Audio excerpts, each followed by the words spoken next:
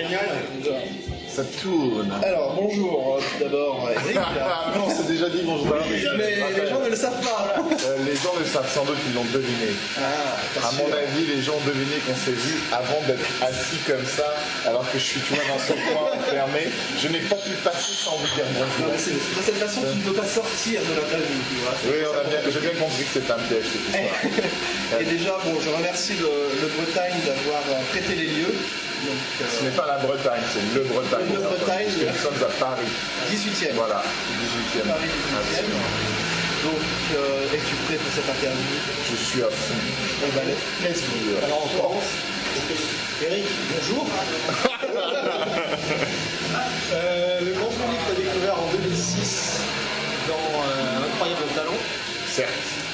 Est-ce que tu peux nous rappeler ou nous dire comment tu es venu à la magie? Parce qu'il y a eu un avant de comment tu as découvert la magie? La magie, j'ai commencé, j'avais 13 ans.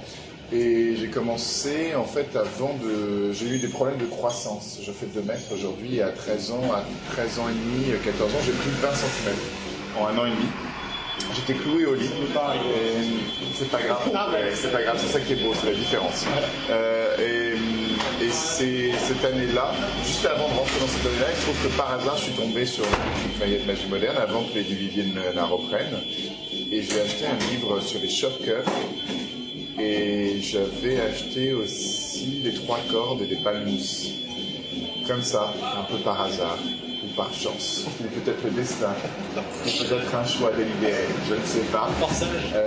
Et en tout cas, il se trouve que cloué au lit à cause de cette maladie de croissance, je me suis retrouvé avec ces objets et ce livre, et c'est comme ça que j'ai commencé.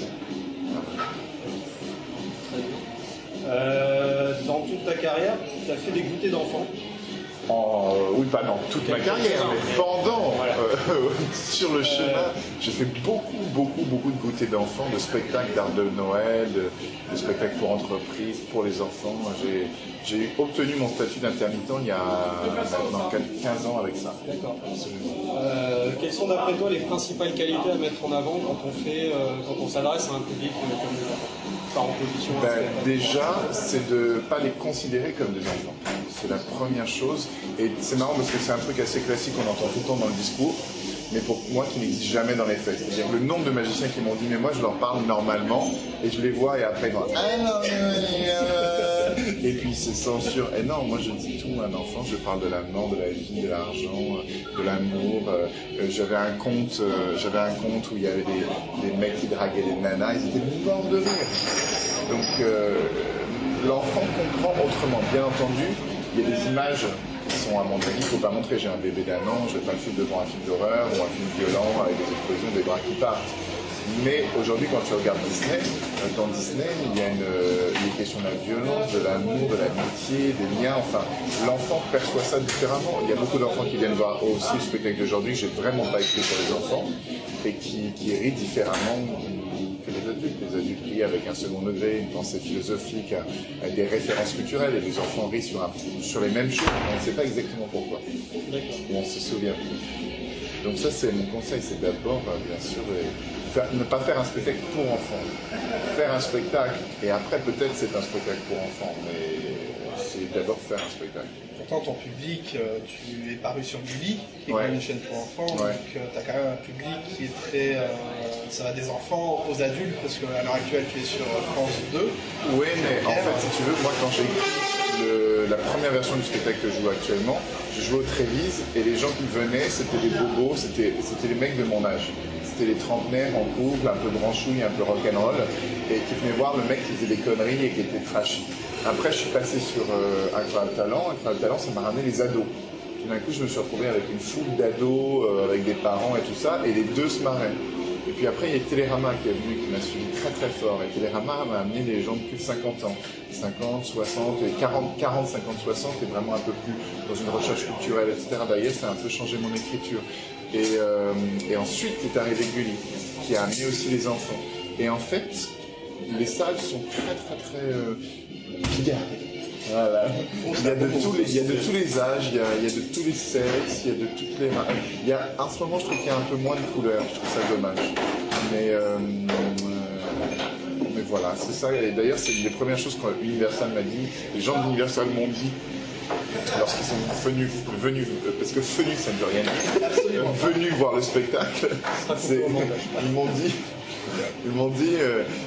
mais c'est dingue, ça fait 4 fois qu'on vient, parce qu'ils viennent, tu vois, 4-5 fois avant d'acheter un DVD. Et ils disent, mais il y a tout le monde. Il y a des grands-parents avec leurs petits-enfants, il y a des parents d'enfants, il y a des couples de ton âge, il y a des mecs branchous, il y a des mecs bourgeois, il y a des bobos, il y a de tout. Parce que j'avais envie de faire ça. Voilà. Donc tu as aussi fait de la magie événementielle. Ouais, seul et en duo avec Senzo. J'en ai fait un peu avec Vincent, avec Senzo, mais pas tant que ça. On en a fait quelques-uns très marquants. Voilà, on a fait des gros contrats ensemble qui étaient assez surréalistes. La nouvelle sortie des PQ Lotus, des trucs comme ça où Senzo et moi, on a fait apparaître plus de 50 rouleaux PQ en 1 minute. Tu vois. Et donc on faisait apparaître avec des papiers flash, avec des trucs, des charges derrière le guéridon, des trucs, une pyramide de PQ. Enfin, on s'est régalé. On ne prenait pas feu avec les papiers flash? Non, on n'avait vraiment pris aucune précaution. Quels sont les aspects propres à cette magie événementielle par rapport au goûter d'enfant ou à la scène? Si tu veux, déjà pour moi le goûter d'enfant en appartement, c'est quelque chose où tu es quand même dans une assez grande liberté et tu es quand même au centre de l'histoire puisque les enfants viennent te voir, il y a quelque chose. Tu rentres dans l'intimité des gens, c'est assez touchant. Moi, je ne sais pas combien j'en ai fait, mais à mon avis plus de 200 ou 300. Et c'est très étonnant parce que tu es vraiment comme invité, tu vois, chez les gens, enfin, quelque chose de très personnel. L'événementiel est beaucoup moins personnel de mon point de vue, en tout cas quand tu n'es pas médiatisé, quand tu n'es pas connu, quand tu es un magicien de haut vol, mais engagé dans un contrat événementiel. Quand tu es dans des petits événementiels, entre guillemets, je parle du budget, quand tu es le seul intervenant de la soirée, les gens te donnent de l'importance, quand le milieu est assez populaire, quand les gens font un vrai effort pour t'engager, il donne de l'importance au magicien, il peut travailler dans de bonnes conditions, il est bien accueilli. Quand on commence à passer en événementiel, je dirais un peu plus de luxe, des grosses sociétés qui t'engagent sur des galas internationaux, machin, tu vas à droite, à gauche, c'est là, et puis tu es entre un buffet qui vaut, ils vont acheter un buffet à 100 000 euros, ils vont louer un hôtel à 50 000 euros, ils vont engager un magicien à 2 000 ou 3 000 euros. Forcément, le rapport de force entre le poids financier, ce que ça a représenté l'engagement du magicien, ce que ça a représenté le reste, pour l'agence événementielle qui t'a engagé ou pour la société qui t'a engagé, tu es vraiment quelque chose qui est une cerise sur le gâteau, mais qui n'a pas la même importance. Et donc c'est très difficile d'être dans une négociation pour que les choses se passent bien. C'est-à-dire que tu es au service d'eux et par moments dans de très très mauvaises conditions. Donc bizarrement. Alors qu'il y a plus de fric, mais tu es dans de mauvaises conditions de jeu. Après, ça change de nouveau, une fois que tu es médiatisé. Moi, maintenant, j'ai la chance de pouvoir, déjà, je suis beaucoup plus cher. Donc, forcément, les gens m'accordent plus d'importance. Parce qu'il y a la télé, les gens m'accordent plus d'importance. C'est comme ça. C'est tant mieux pour moi, mais c'est pas forcément une belle mentalité, mais c'est comme ça. Et donc, ça me permet d'imposer des règles du jeu. C'est-à-dire qu'il y ait des conditions de jeu qui soient bonnes, une scène à telle hauteur, des lumières comme ça, le son comme ça, des spectateurs à une telle distance, pas de service pendant que je joue, pas de desservice pendant que je joue, les gens ne mangent pas pendant que je joue, enfin, tout un tas de choses, les premières tables à moins de 3 mètres, etc. Donc, c'est pas plus exigeant, c'est-à-dire que j'ai toujours été exigeant, mais je ne pouvais pas l'être, je ne pouvais pas m'imposer. Et maintenant, quand je fais un événementiel, je suis heureux parce que j'ai l'impression que ça ressemble à quelque chose. Alors qu'avant, j'étais un peu au petit bonheur la chance. Et c'est ce que je dis souvent, la magie pour qu'elle prenne ses lettres, reprenne ses lettres de noblesse ou qu'elle les prenne en France en tout cas, parce qu'il est évident qu'en Angleterre, aux États-Unis, tu as des réseaux de théâtres qui jouent de la magie de très très haut niveau, à Vegas. Tu vois des spectacles hallucinants qui sont là toute l'année, à New York, à Londres, enfin il y a vraiment des spectacles. En France, on n'a pas ça. On n'a pas les grandes stars de la magie, on n'a pas ça. Donc pour qu'on ait ça, ça veut dire que les magiciens doivent sortir de l'événementiel et doivent aller vers le théâtre et montrer ce qu'ils sont capables de faire dans d'autres domaines. Voilà. Et donc parmi tous ces domaines, à ton avis, il y a les goûters d'enfants. T'as aussi la magie de scène, donc t'as la magie événementielle.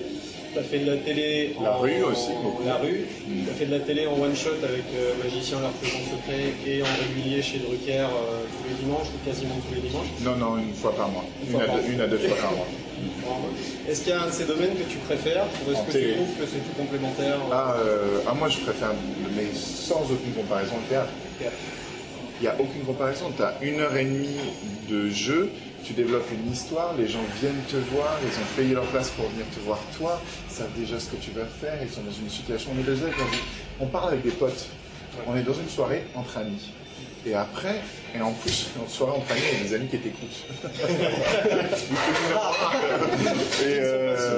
et qui ne sont pas bourrés, et qui sont payent en plus pour que tu parles. Alors là, franchement, quels bons amis. Donc, et puis en dehors de ça, t'as le temps de développer un discours, t'as le temps d'aller au fond des choses. En télé, t'as jamais. En télé, tu as 8 minutes, il faut que ce soit que solaire, que ce soit que brillant. Moi, j'ai 8 minutes, en général, au début, j'avais plutôt 3 ou 4 minutes. Maintenant, j'ai entre 8 et 12 chez Drucker, mais là, c'est le luxe. Chez Drucker, je dois te dire, j'adore le faire parce que jusqu'à maintenant, j'ai toujours trouvé que la télé, c'était une souffrance. C'est-à-dire que la production veut ça, la chaîne veut ça, les chroniqueurs veulent ça, les animateurs veulent ça. Il y a une lutte de pouvoir entre les gens veulent se marcher sur les pieds, qui sera le plus drôle et machin. Mais chez Michel, il y a une équipe, ils sont ensemble depuis 20, 25 ans, tout le monde se connaît, ils sont en vraie amitié, en vrai professionnalisme, ils sont d'une efficacité mais hallucinante et d'une exigence hallucinante, mais il n'y a pas de compète perverse. Et là, c'est le bonheur. Franchement, c'est... Michel, tu nous entends? Michel, c'est pas. Donc tu l'as dit tout à l'heure, tu es le papa d'un petit garçon de 1 an. Absolument. Tu es dans le domaine du spectacle, ta femme est dans le domaine du spectacle. Si jamais ton petit garçon dans quelques années te dit papa, je veux me lancer être magicien, tu vas réagir comment? Tu auras peur, protecteur, tu seras fier, tu seras inquiet, suicide. Non mais pour le moment j'essaie vraiment de dissocier ça. J'avais une mère qui était psy, qui m'a pas poussé. Moi, je viens pas du tout d'un milieu artistique, je viens plutôt d'un milieu intello. Moi,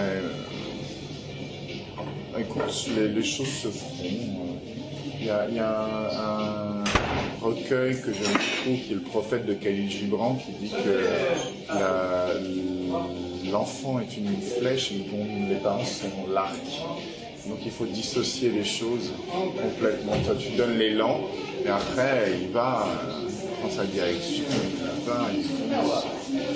il a atteint la cible qu'il a choisi d'atteindre. Je vais rebondir un petit peu sur ce que tu as dit précédemment. Ta mère était née dans tout ce qui était psychanalyse. Avant la magie, j'ai lu que tu étais plus destiné justement à ce monde-là. Non, pas vraiment. En fait, c'est que j'avais. Non, en fait, c'est pas ça. C'est que j'avais.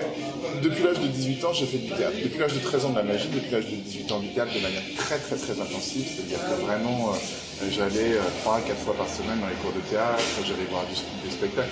Je suis passionné de cinéma depuis ma plus tendre enfance. Donc vraiment, quand j'étais à l'école avant mon bac, je séchais les cours tous les jours, et j'allais voir des films. Je passais mon temps dans les bibliothèques et dans les cinémas. C'est mes deux passions, c'est la lecture et le cinéma. Et la psychanalyse, t'as pas essayé d'étudier un peu? Ça t'a pas servi? Si, je l'ai fait, mais je l'ai fait pour rassurer mes parents, pour rassurer ma mère. Quand j'avais 18 ans, j'ai eu mon bac et je lui ai dit, voilà, on va faire... J'avais pas pris une heure de cours pendant toute l'année. Je m'étais enfermé dans ma chambre de bonne pendant 2 semaines. J'avais lu tous les bouquins, j'ai bachoté comme un fou. J'ai passé le bac tranquille. La semaine d'après, je me souviens même plus ce que j'avais lu. Et puis j'ai fait pareil pour la psycho, mais la psycho, ça m'interpelle plus parce que c'est une culture. C'est une culture quand ta mère est dedans, ton beau-père est dedans, tu as un discours, tu as une manière de fonctionner, de regarder le monde. Mais je m'étais dit, si jamais à 30 ans, je suis toujours dans la merde et que je bouffe toujours des pâtes du vin au premier pendant 10 jours parce que j'ai plus la thune pour finir et parfois du début du mois parce que j'ai pas la thune pour commencer, je me suis dit bon, là oui je reprendrai la psycho, je ferai quelque chose d'autre. Mais heureusement ça c'est pas passé comme ça. Voilà. Ton créneau, si on peut parler de créneau, c'est la comédie magique, ouais. on va dire. Est-ce que tu n'as pas peur que le comique diminue un peu l'impact des effets magiques et comment est-ce que tu le doses au niveau de l'écriture pour pas trop en mettre pour trouver le... Au début, j'avais pas du tout peur et au contraire, si tu veux, j'en avais rien à foutre. C'est-à-dire que vraiment, je me disais, quoi, j'ai une vanne en plus, je la mets. Ça tue un peu l'effet magique, genre, non, faux, ce qui compte, c'est faire rire. Et maintenant, dans celui-là, je veux dire que comme je cherche des trucs un peu plus pointus magiquement, je me suis censuré. Il y a des vannes qui sont venues, qui me font bien rire. J'essaie de les mettre ailleurs, mais j'arrive pas. Je dis pas, tant pis, ça sera pour un sketch chez Drucker, ça sera pour un autre truc. Mais oui, là, je fais plus attention. Je fais plus attention parce que je crois que les gens... Le milieu magique, on a beaucoup voulu parce que j'ai trouvé, enfin une partie du milieu magique, on a beaucoup voulu parce qu'ils ont trouvé que j'étais beaucoup trop proche des Américains, que j'étais trop inspiré par des choses qui existaient déjà, que je reprenais les choses que j'avais vues dans les DVD, etc. Des choses que j'ai achetées, dont j'ai payé les droits. C'est un message. Évidemment. Et aujourd'hui, j'avais envie, si tu veux, dans le nouveau, de faire aussi de création en magie. J'avais envie de montrer aussi au milieu magique que je suis pas une merde en magie, que je me débrouille. Que Eric n'est pas seulement le personnage de que je sais faire une mise en scène, que je sais écrire, mais que je sais faire de la magie aussi. Et que j'ai eu plein de choses. D'ailleurs, sur le nouveau spectacle, je me suis entouré de magiciens, d'Alexandra et Dominique Villiers. Voilà, j'ai vu que sur ton papier, tu avais la question. Et en effet, je me suis dit, là, il faut que je fasse une œuvre de création. Donc j'ai pensé à des effets que je ne savais même pas encore faire. Je me suis dit, ça doit être possible de le faire. Comment ça peut se faire? Et puis je me suis rapproché donc, de Dominique et d'Alexandra pour travailler avec eux et avancer comme ça, de manière un peu plus pointue sur la magie.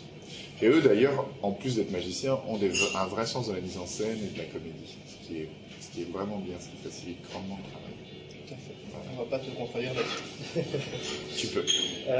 Est-ce que tu peux nous rappeler d'où est venu ce personnage un peu farfelu que tu interprètes? C'est lors d'un contrat événementiel. C'est une commande qu'on avait faite il y a quelques années de ça, je crois en 2005 ou 2004.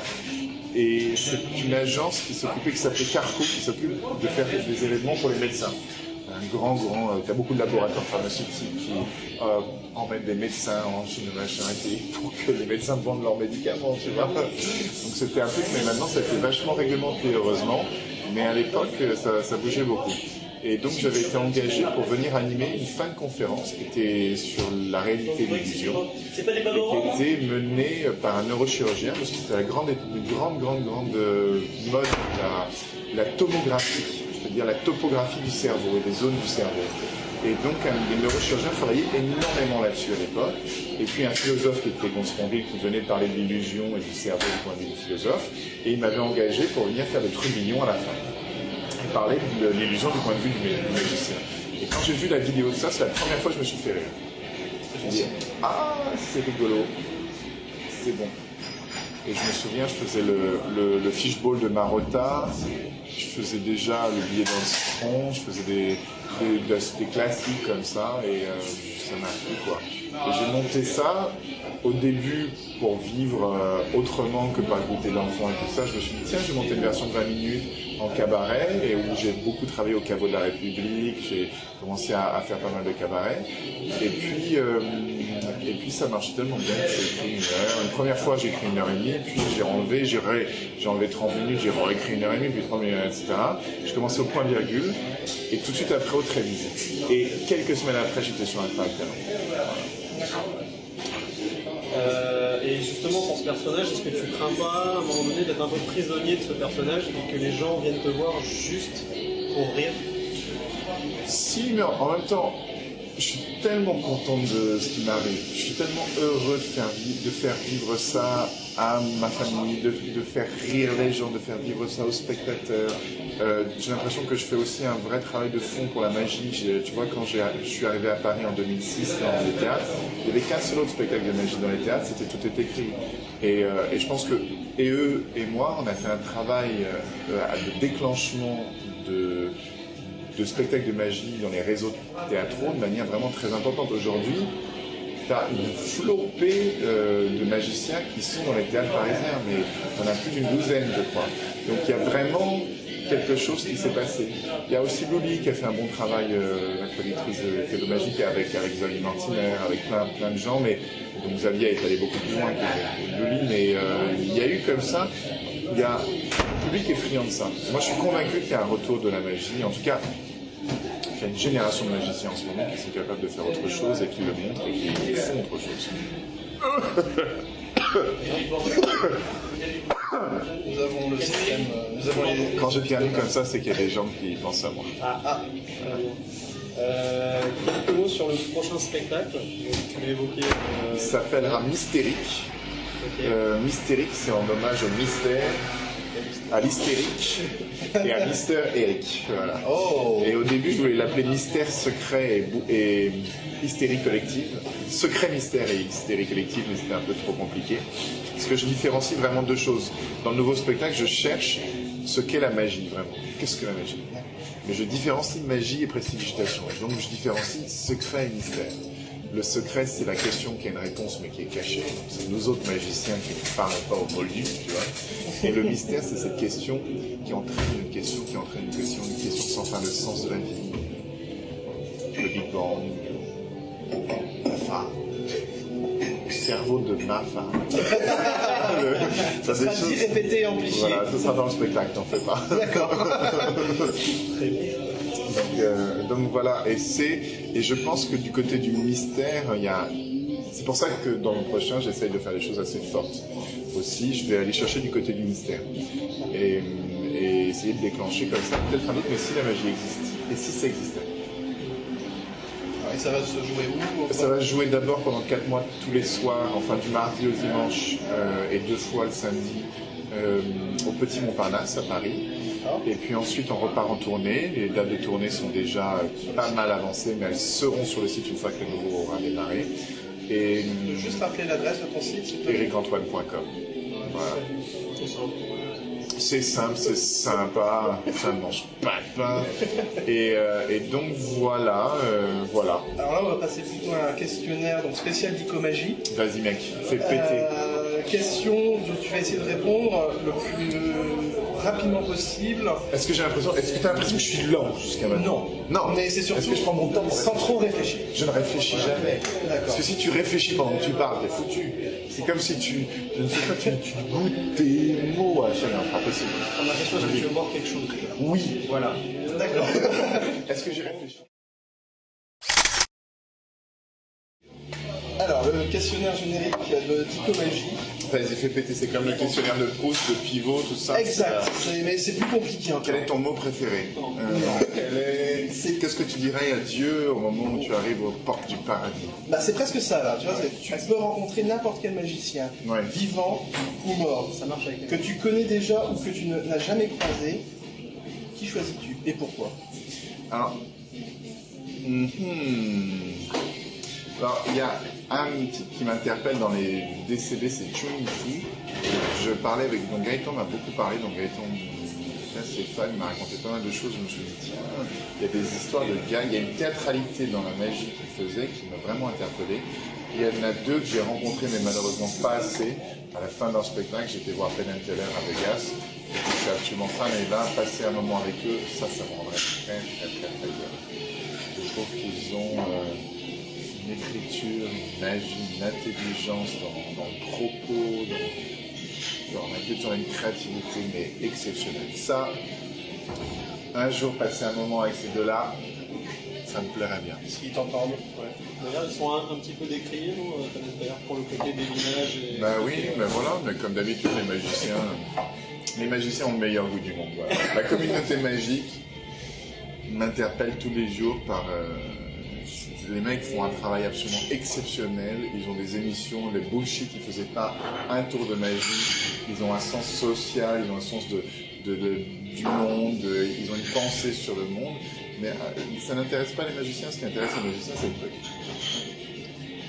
Mais je dis ça, bien sûr, il y a des exceptions, il y en a même beaucoup, il y a quand même beaucoup de magiciens qui ont une vraie théâtralité, mais souvent, les magiciens font ce métier, des magiciens, des prestidigitateurs qui font de la magie, font de la grande illusion ou de la prestidigitation, du close-up, du salon, etc., qui m'interpellent sont très très souvent des gens qui ne sont ni sur les forums, ni dans les clubs, ni dans tous ces réseaux magiques.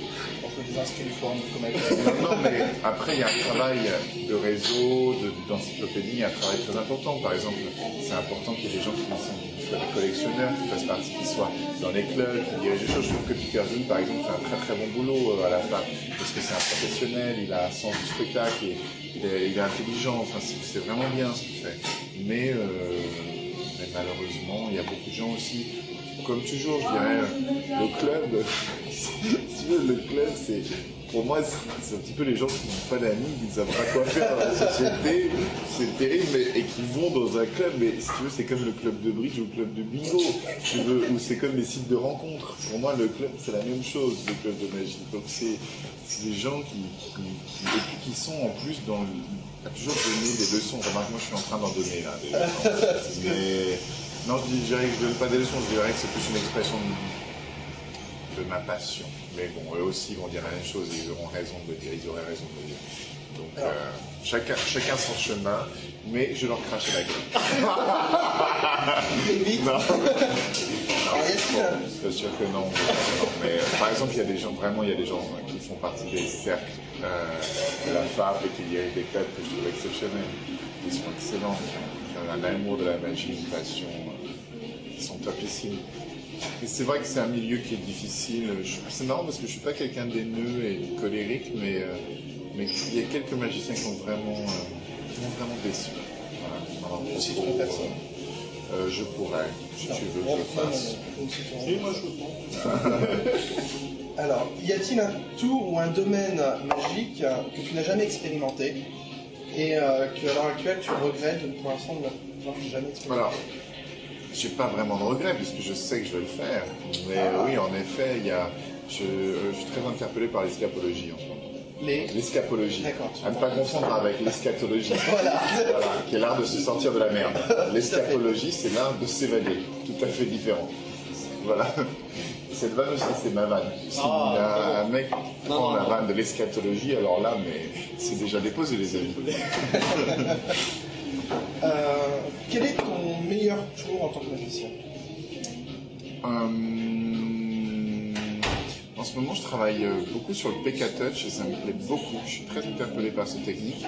Et il y a un autre truc qu'on a retrouvé avec Dominique et Alexandra, enfin que Dominique et Alexandra m'ont fait trouver parce que ça vient d'eux vraiment, qui était une invention d'Ali Bongo qui est extraordinaire, que j'adore et je suis en train de creuser ça et ça me plaît beaucoup. Je ne peux pas en dire plus parce que ça va être dans un nouveau spectacle, mais vous le verrez au théâtre ou sur le DVD si vous achetez ou une place ou un DVD ou les deux. Voir les deux. Alors là on va partir d'un peut-être de la force. Ouais, quel est ton pire souvenir en tant que magicien? Je crois qu'il y a quelques événementiels ou quelques contrats qui étaient vraiment où tu as envie de pleurer. Oui, le pire. Oui, j'en ai plusieurs, mais là, je me souviens d'un contrat pour Joseph pour la lessive extra qui était à Chartres. Donc, j'ai ma petite moto, j'ai 100 km en moto sous la pluie de l'hiver, passer 8 heures dans un hypermarché à vendre de la lessive en faisant apparaître une boule et disparaître une boule et revenir à Paris. Et j'ai eu mal. Je me suis dit, putain, c'est ça la vie que je vais mener pendant les prochaines années. Ça me fait mal au cœur. Voilà, j'ai pas envie de faire ça. Et par chance? Par chance, j'ai fait autre chose. Mais en même temps, j'étais content parce que je vivais, je bossais. Mais c'est vrai que c'est difficile pour l'ego parfois. Tu vois, il y a vraiment des contrats où tu es mal accueilli, mal payé, mal venu. C'était pas possible. Alors, les musiciens ont des gammes pour apprendre la musique. Et toi, ton tour fétiche pour justement rôder, est-ce que tu en as un? Et si oui, lequel? Non, pas vraiment de fétiche. Il y a des choses que j'aime bien faire. J'aime bien, quand j'ai un paquet de cartes, j'aime bien travailler sur coupe, j'aime bien faire, tu vois, le Lensley, j'aime bien faire des trucs comme ça qui me dénient les doigts. Mais comme je travaille quasiment tous les jours, et qu'en plus on est souvent en écriture de nouveaux numéros, j'ai pas vraiment d'habitude de gamme. Je suis vraiment plutôt... on travaille sur les jours. Je suis obligé parce que je suis en tournée un jour sur deux, parce que j'ai les télés, les créations. Donc je t'avouerai que même je cherche plutôt le temps de repos en fait. Je ne fais jamais de la magie aux amis, jamais. Je fais jamais de la magie à ma famille, aux enfants de mes amis, et des trucs comme ça. Il y a le boulot et puis il y a Juste on a des souvenirs peut-être. Ah oui, mes meilleurs souvenirs. Dans ta vie de magicien. Pareil, il y en a eu énormément, mais il y a eu des choses très belles.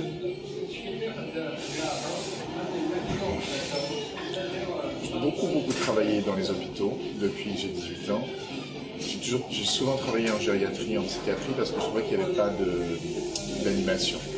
Je trouve qu'en pédiatrie, finalement, les magiciens et tout le monde, c'est un peu dur, mais ils se font autant plaisir qu'ils viennent et les enfants rient, et tu vois, même si ça peut être difficile, parce qu'en effet, il y a des enfants qui ne sont pas bien et tout ça, ça reste quand même un spectacle assez jouissif.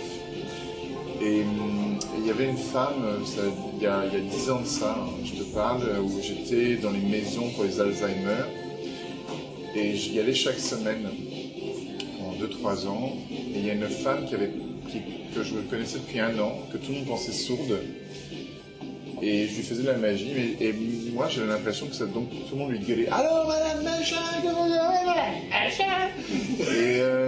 Et puis, un jour, je lui faisais de la magie, et non, je lui faisais de la sculpture de ballon, elle adorait ça, et un plateau est tombé. Et je l'ai vu se retourner, je me suis dit, elle n'est pas sourde, elle entend très bien. Et puis, je me suis mis à chuchoter avec elle. Et je chuchotais. Et je suis la première personne à qui elle a parlé dans l'hôpital. Au bout d'1 an de présence dans cette maison, enfin c'était comme on dit, une espèce de maison de retraite mais assistée hospitalité, voilà. Et ça, c'était vraiment très fort. Après, artistiquement, premier pied à l'Olympia, c'est un truc qui marque une tête. Alors ton nom en lettres rouges. Alors moi les premières fois que je suis monté à l'Olympia, j'ai fait juste 6-7 minutes, tu vois, donc il n'y avait pas mon nom dedans. Il y avait écrit Paris fait sa comédie. Mais après, j'ai fait 30-40 minutes avant Franck Dubosc, avant Anne Romanoff. J'ai fait les premières parties de Franck Hélan. Et puis j'espère là avec ce spectacle y jouer un spectacle. Est-ce que c'est le Paris fait sa comédie là où tu as une petite gamelle ouais, absolument. Tu vas retourner en coulisses. Ça c'est drôle ici. La première fois que je suis sur le plateau de l'Olympia, c'était une soirée interminable. On était tous les humoristes de la place parisienne. Alors je passais derrière Tex, Gustave Parking et Maxime. Et avant il y avait tout le monde, il y avait Semoun, Gad, Foresti. Mais tout le monde, des plus connus, au moins connus, dont je faisais partie.